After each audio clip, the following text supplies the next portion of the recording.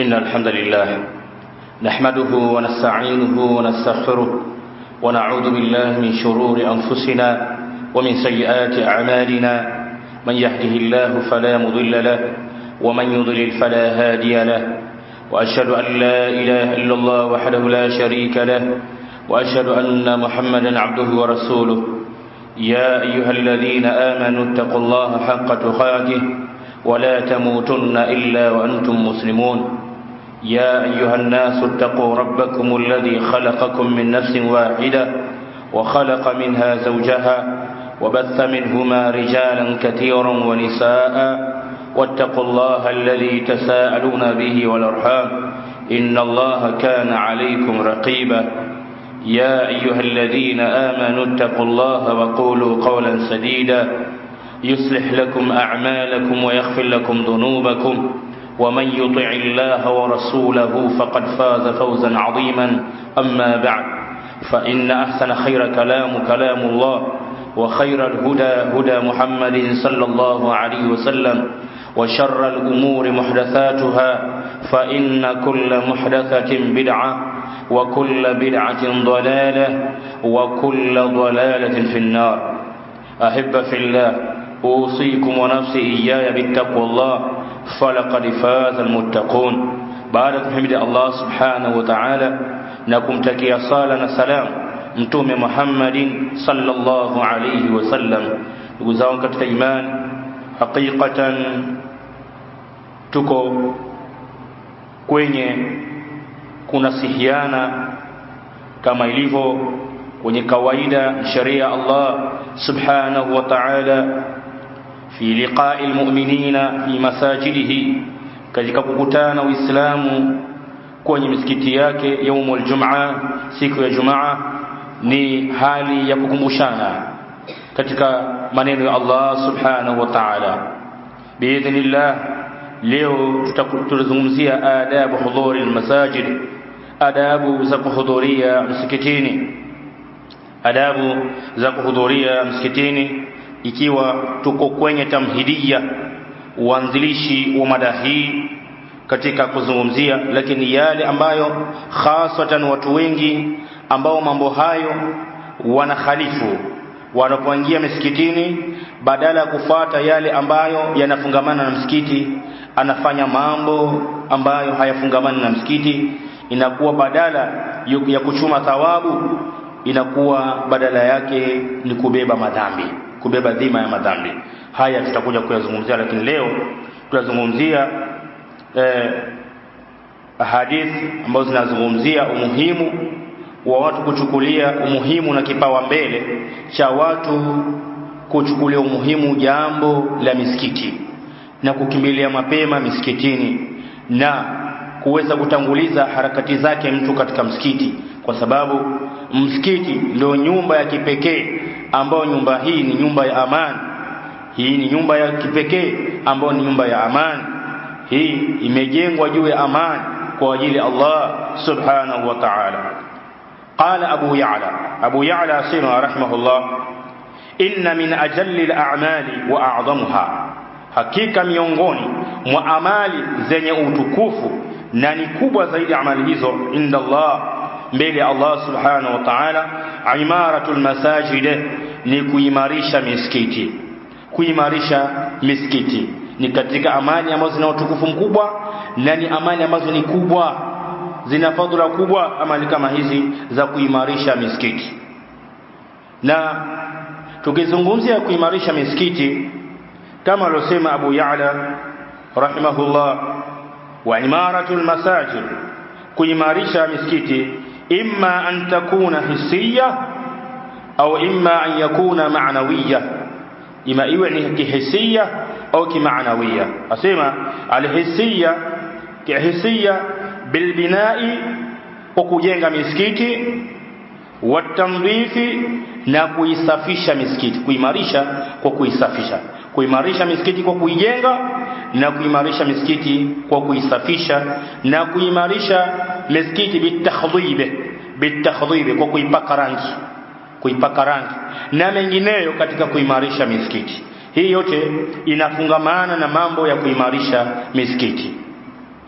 Na katika aya Allah subhanahu wa ta'ala anasema inma yu'ammiru masajid Allah man amana billahi wal yawmil akhir, yani hakika si vinginevyo wale wenye kuimarisha misikiti ya Allah subhanahu wa ta'ala ni wale wenye kumwamini Allah subhanahu wa ta'ala na kuamini siku ya mwisho. Na tukusema kujengwa kwa misikiti hii kwa misingi ya kiimani ni misingi ya kwamba mja wa Allah amemwamini Allah subhanahu wa ta'ala, ana imani kamili, kinyume na imani za kishirikina kwamba mtu mshirikina hafai kuimarisha misikiti ya Allah subhanahu wa ta'ala. Tutapata misikiti mingi katika sheria za Allah subhanahu wa ta'ala wamezibomoa na wakaharibu sheria za Allah subhanahu wa ta'ala, kwa kuwa waliowekwa vipawa mbele katika kuimarisha misikiti ya Allah utawapata ni washirikina. Mara nyingi wanga wanakuwa safu za mbele. Yeye ndio mwenye kupanga nidhamu za misikiti, kupanga nidhamu za khutba, kupanga nidhamu za kila sampuli. Utawapata washirikina wanawekwa kipawa mbele katika kuimarisha misikiti ya Allah. Hii ni kinyume kabisa na amri ya Allah subhanahu wa ta'ala. Haifai washirikina kufungamana na kuimarisha misikiti ya Allah subhanahu wa ta'ala au kusimamia misikiti ya Allah.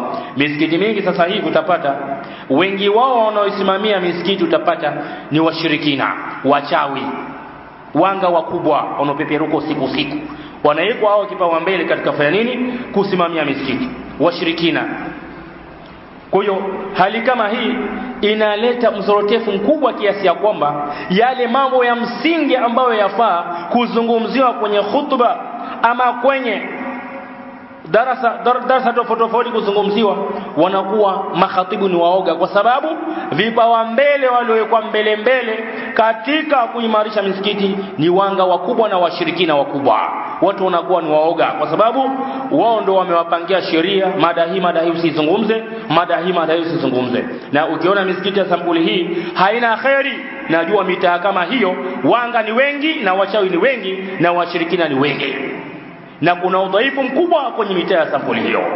Ukiona misikiti inaongozwa na washirikina na wanga na wachawi, jua sehemu kama hizo hazina khairi, sehemu kama hizo hazina khairi, sehemu kama hizo hazina fadhila kabisa.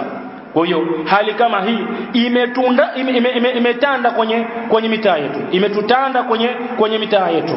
Mitaa yetu nakuwa wengi wanaongoza kwenye nyumba za Allah subhanahu wa ta'ala ni watu ambao hawana uhalisia wa kuongoza katika nyumba hizo. Inakuwa yale ya msingi ya kufaa kuongelewa, ya kufangamana na tauhidullah, kwa sababu asli ya mwanadamu khuliqa liwahida rabbahu. Mwanadamu ameumbwa ili aje ampwekeshe Mola wake subhanahu wa ta'ala, bimaana aachane na ibada za ushirikina, arudi katika tauhidullah, ampwekeshe Allah katika ibada zake.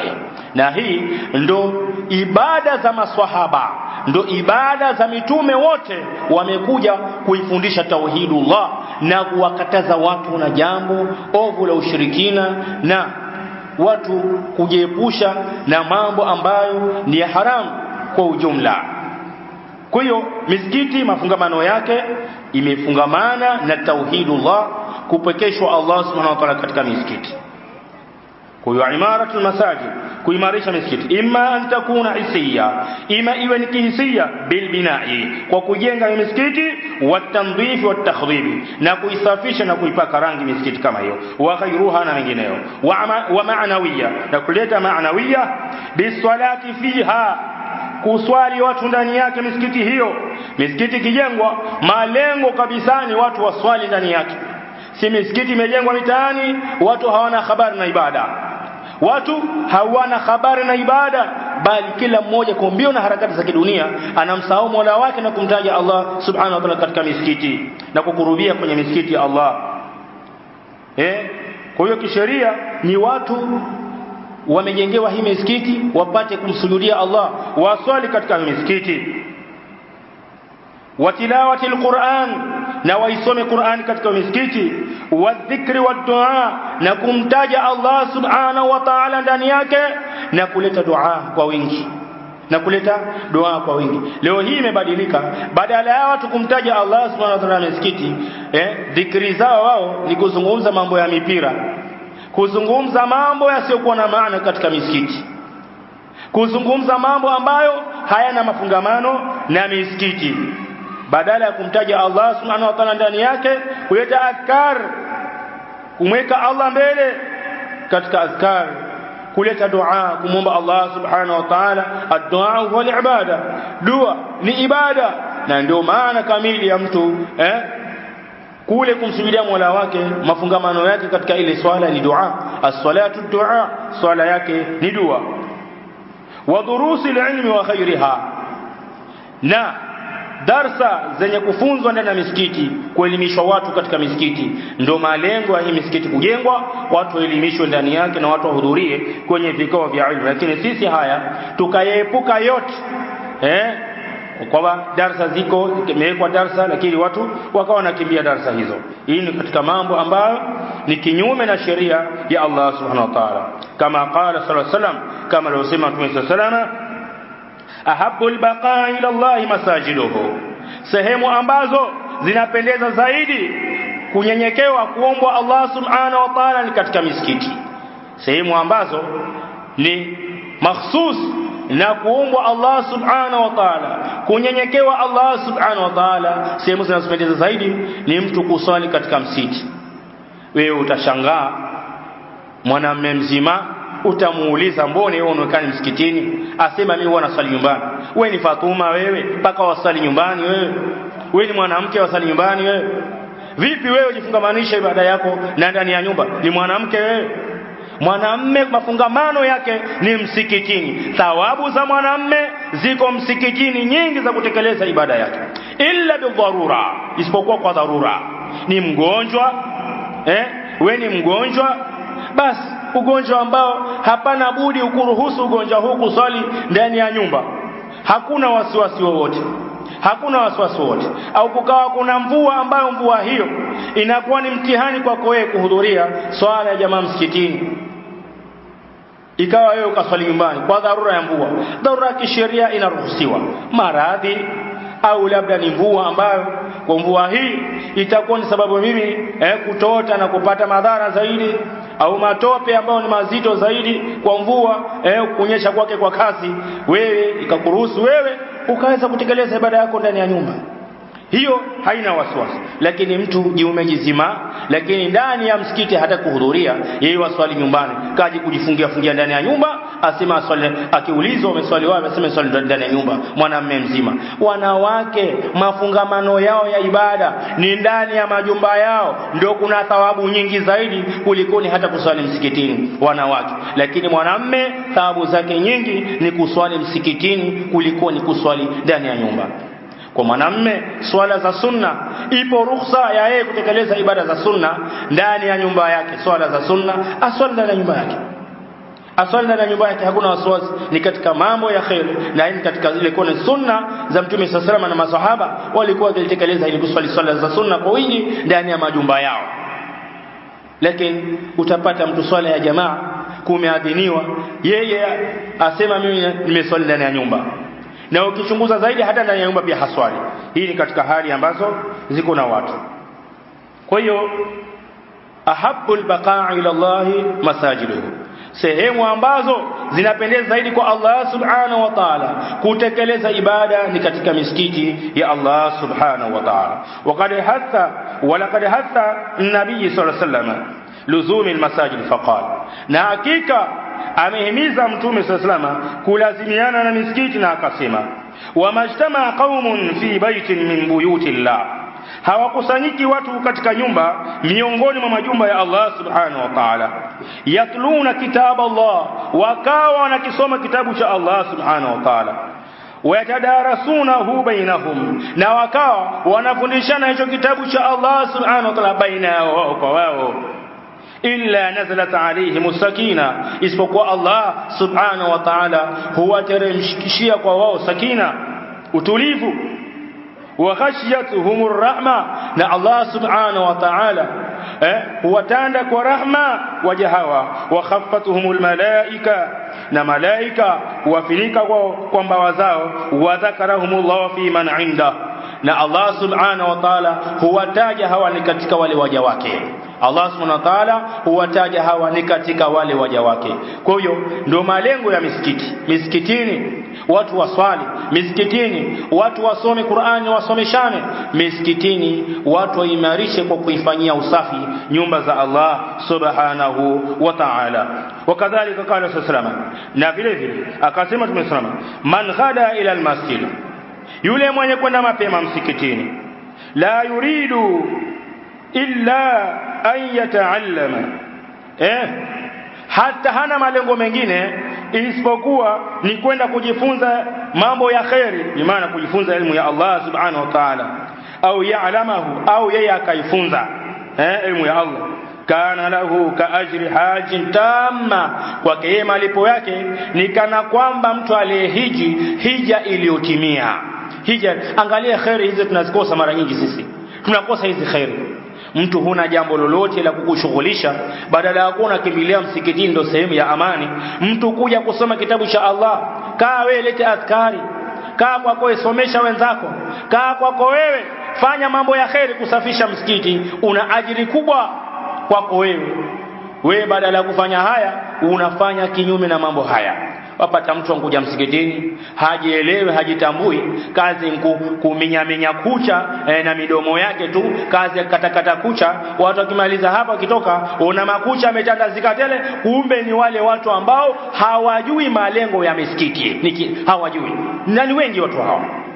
Utapata hali kama hizi metanda sana. Watu wengi wanapoingia katika misikiti, wewe acha tu baada kutoka, pengine iwe swalatul jumaa au ni swala za jamaa au ni katika mikusanyiko ya khairi katika misikiti, ukitoka hapo yule mwenye kufanya usafi msikitini atapata tabu, maana kucha nyingi zimeangushwa, maganda ya nyayo za watu yameangushwa tele pale, malengo ya misikiti yanakosekaniwa. Na si ajabu kila msikiti ukiingia utapata athari za kucha. Kila msikiti wewe chunguza, watu hawajui malengo maskini.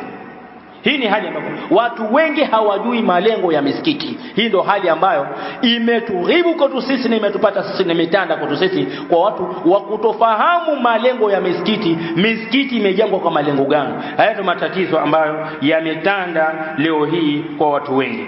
Huyo mtu ambaye atakuwa ni mwenye kwenda mapema msikitini, akawa hakusudii katika kwenda mapema msikitini illa yataallama khairan, isipokuwa kwenda kujifunza khairi, au ya'lamahu, au yakafunza khairi, kana lahu ka ajri hajin tamma, malipo yake ni kana kwamba mtu alihiji hija iliyotimia kisawasawa. Wallahu a'lam. الحمد لله، الصلاة والسلام على رسول الله وعلى آله وصحبه أجمعين والتابعين لهم بإحسان إلى يوم الدين، وسلم تسليما كثيرا.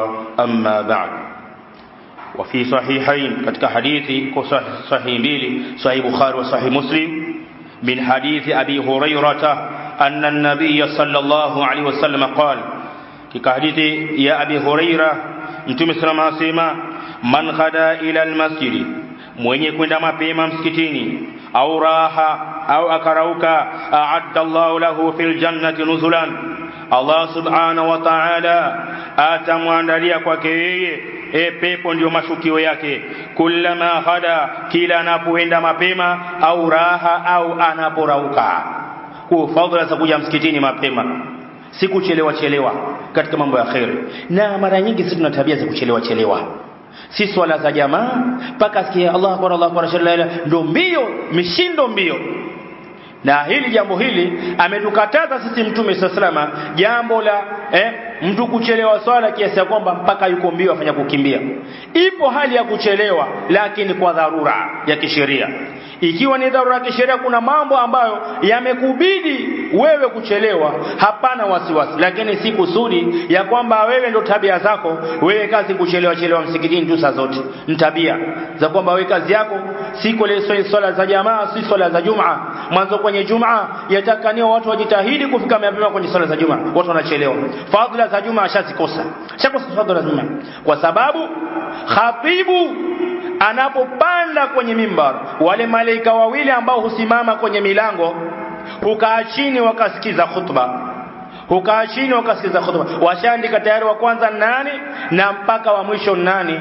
Wewe unkuja kuchelewa, hujaandikwa katika daftari la wale ambao wankuja mapema na waliotangulia. Wewe unkuja kuchelewa, humo kwenye daftari, yani kwenye hesabu haumo, unkuja tu ada, lakini wewe kwenye daftari haumo. Ni makosa haya, ni makosa miongoni mwa makosa ambayo tunayafanya. Haya ni makosa miongoni mwa makosa ambayo tunayafanya sisi, kazi kuchelewa. Na Mtume sallallahu alayhi wasallam akasema, wale wenye kuchelewa kwenye mambo ya khairi siku ya kiyama pia watacheleweshwa kuingizwa katika pepo. Hata kama alikuwa akifanya amali nzuri, lakini yeye ana tabia za kuchelewa, basi siku ya kiyama atakuwa kana kwamba amesahaulika huko kuingizwa katika pepo ya Allah. Atakuwa kana kwamba amesahaulika mpaka dakika za mwisho haingia na wewe, ambapo khairi ya mtu kupata fadhila ile khairi ya pepo ni ile wakati wa mwanzo. Ule wakati wa mwanzo ndio katika kupata fadhila ya ile khairi ya pepo ya Allah subhanahu wa ta'ala. Lakini watu wengi wakakosa zile fadhila na ubora wa kule kupata fadhila za kutangulia katika ibada za Allah kwa mapema. Wa an Salman, katika hadithi ya Salman al-Farisi radiyallahu anhu, anna an-nabiy sallallahu alayhi wasallam qala, Mtume sallallahu alayhi wasallam, man tawadda fi baytihi, mwenye kutawadha katika nyumba yake, fa asana al-wudu'a, na akafanya uzuri udhu wake, thumma ata al-masjida, kisha kaya msikitini, fa huwa zairullah, hakika huyu ni mtembezi wa Allah, huyu ni mtu ambaye amemtembelea Allah subhanahu wa ta'ala. Wa haqqun 'ala al-mazuri ay yukrima az-zair, na ni haki ya mwenye kutembelewa amkirimu yule aliyemtembelea. Na ni kweli Allah subhanahu wa ta'ala anawakirimu waja wake wanaokuja kwenye misikiti. Kuwakirimu kivipi? Unapokuja msikitini kutekeleza ile la msingi, ama kuja mapema msikitini, una thawabu nyingi kabisa. Wewe kuja mapema, kumeadhiniwa, umeswali rakaa 2, ukakaa chini, ukaleta azkari mpaka ukakimiwa, ama ukaleta ile dua ya baina adhana na iqama, ushapata fadhila zake. Kisha mpaka ukaleta azkari, ukakimiwa swala, wewe umefidia zile fadhila mpaka watu wakasimamisha swala, wakatekeleza ibada sana kumaliza. Wewe una fadhila kubwa sana, Kwa hivyo hizi ni khairi ambazo khairi hizi watu wanazikosa. Mwenye kumtembelea Allah subhanahu wa ta'ala, Allah anamkirimu. Mwenye kuja msikitini kwa uzuri, basi mja huyu Allah anamkirimu mja kama huyu, na Allah subhanahu wa ta'ala anamfadhilisha mja kama huyu, kwa sababu watu wengi fadhila kama hizi hawazitambui na hawazijui fadhila kama hizi, na wengine wakawa wanazitambua fadhila hizi lakini wakawa wanafanya kusudi. Ukawa watu wengi pia wanafahamu fadhila hizi lakini wakawa wanafanya kusudi. Sasa kusudi hizi badala ya kuchuma khairu na chuma madhambi, kwa sababu unajua fadhila za kuja Jumaa mapema, unajua fadhila ya kuja kwenye vipindi vya swala mapema, unajua fadhila ya kukimbilia msikitini mapema, unapata ajiri kubwa mbele ya Allah subhanahu wa ta'ala. Wa dhakara an-nabi sallallahu alayhi wasallam, na akataja Mtume sallallahu alayhi wasallam, sab'atun alladhina yudhilluhumullahu fi 'arshihi yawma la dhilla illa dhillah. Akawataja Mtume sallallahu alayhi wasallam wale watu 7 ambao watafunikwa na kivuli cha arshi ya Allah subhanahu wa ta'ala, siku ambayo kutakuwa hakuna kivuli kingine isipokuwa kivuli cha Allah subhanahu wa ta'ala. Akasema, wa rajulun mu'allaqun bil masajid, yule mtu ambaye mafungamano yake ni misikitini, mtu ambaye ana mafungamano na nyumba za Allah subhanahu wa ta'ala, ana mafungamano na misikiti. Huyu mabarobaro wa kileo sasa hivi wamekuwa madijitali, wamekuwa malava boy, kiasi ya kwamba hata kule kuhudhuria misikitini mapema hawana, kwamba mtu akienda msikitini mapema ataitwa sahaba, ataitwa ni sahaba, ataitwa mtume, ataitwa nabii, atabandikwa majina mengi yani ya kejeli, sio?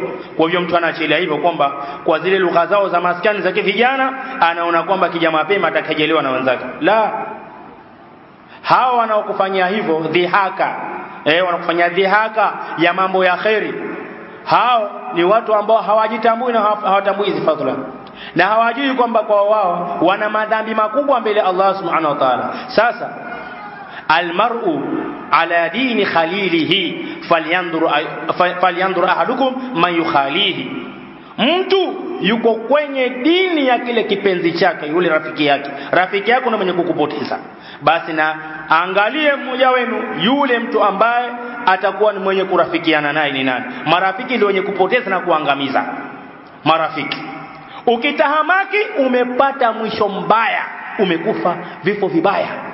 Wangapi wanaanza na mambo ya kheri, wanainuka katika hali nzuri za kiibadati, mwishoni utapata kifo chake ameenda na kifo kibaya, kifo ambacho ni cha kuhuzunisha, lakini ndo ashakwenda hivyo.